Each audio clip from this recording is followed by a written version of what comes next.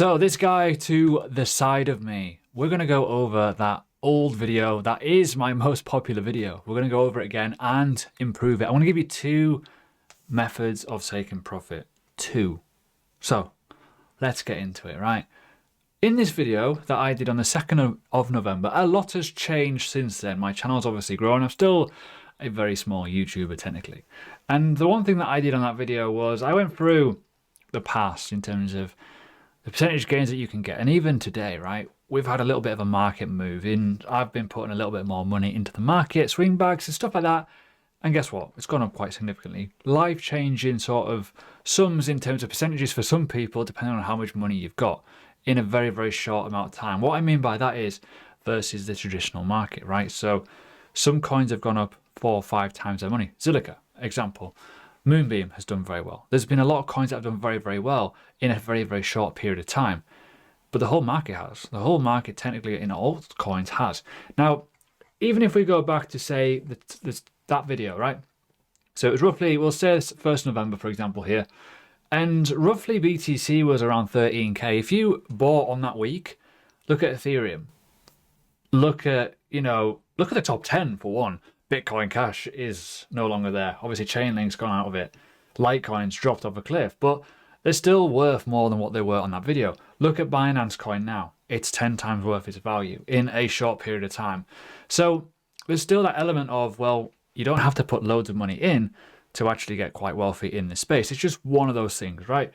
But you got to be careful, obviously, not financial advice, but you can actually lose all your money if you're stupid. So make sure you check out the links below if you want to learn about Patreon or if you want to learn about learning crypto accredited courses.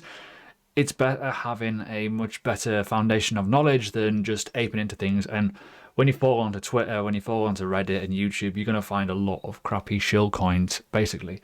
And I'm going to be brutally honest, you will. So with that in mind, obviously, yes, you can still do well. And this is from that time period. Now, the reason why I want to cover this video specifically is when you start looking a bit further afield, you get basically wrecked, right? You need to take profit. And we're going to talk about profit taking. We're going to talk about accumulation as well, because these hurt. The moon boys will always buy up here. Everyone gets really euphoric at bullish moments. I myself included. Everyone does. We all have those emotions, right? We're humans, right? And then you have the fearful side of it, right?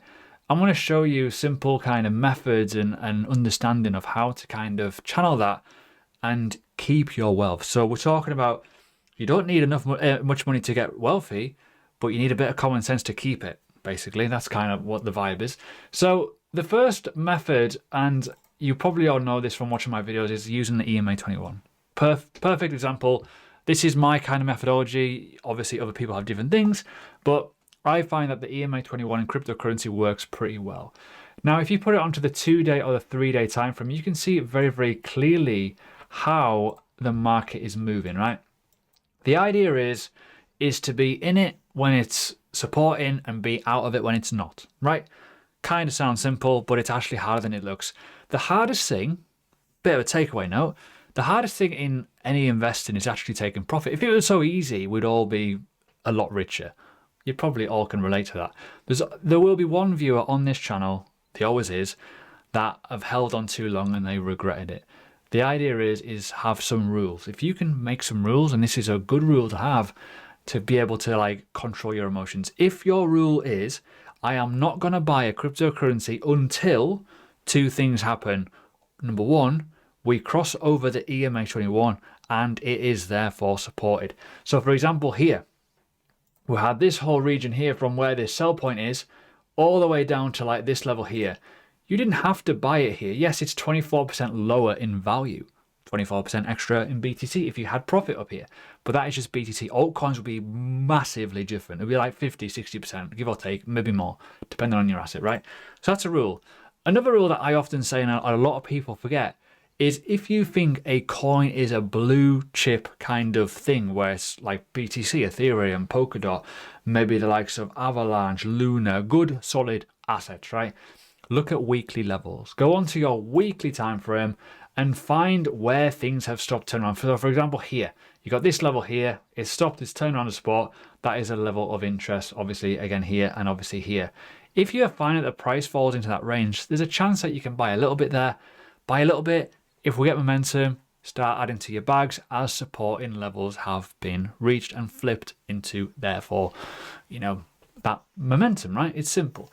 So with the EMA 21, that simple rule of allowing you to be in the market at the right time and out the market at the right time is good. Now, what you're waiting for, now I know a lot of people will be like, well, how does it work overall, right? It works as a guide. It's not going to be perfect, obviously, but the idea is a trend has to be your friend.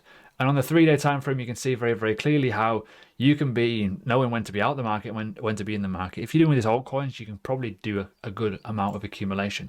Now, that's the idea, accumulation. The idea is you can get much richer in this market by doing one thing and one thing only. And it's followed by a second thing. Take profit and then rebuy back lower. It is super simple when you get the gist of it. So, for example, here, I don't know, let's just say we bought around this point here, where we started to move off the ground. It started to look a bit more promising, breaking out of these levels here, starting to break out previous lows. Happy days, right? You know, if you are taking profit at certain points, you can rebuy back low. Even if you took, like, the one thing we're taking profit, it's actually common sense. It's the hardest thing to gauge. A lot of people ask me this question, but if you've made too much money, just take profit. You know, it's kind of the easiest thing to do.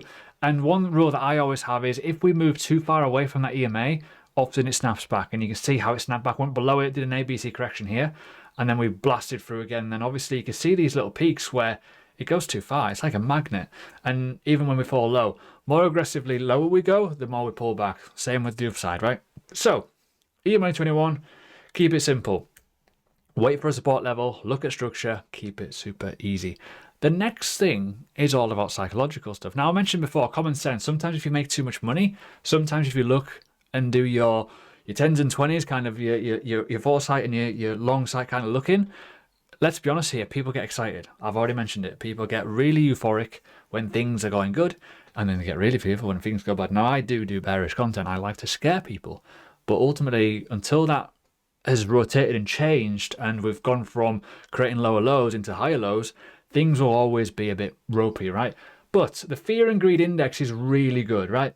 Fear and greed, go to, alternative.me. It's a random website with this on it, right? It's pretty cool. There's other places you can get it, but just for a chart, if we are really high and people are greedy, just take a little bit off the table. You know, realistically, like, chances are you're probably in profit.